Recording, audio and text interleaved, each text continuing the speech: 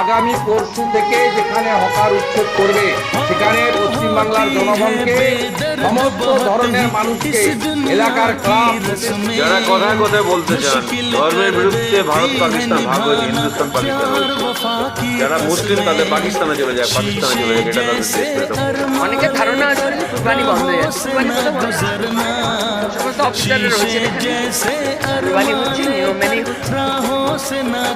গতকাল ফলতা উপনির্বাচন, সেখানে বিজেপি তারা কিন্তু জয়ী হয়েছে, কিন্তু একটা ছবি দেখছিলাম গেরুয়া আবির মেখে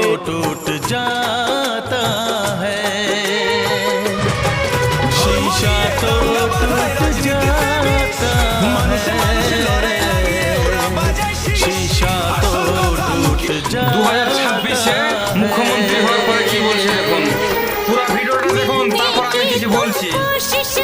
হিন্দু হন আর মুসলমান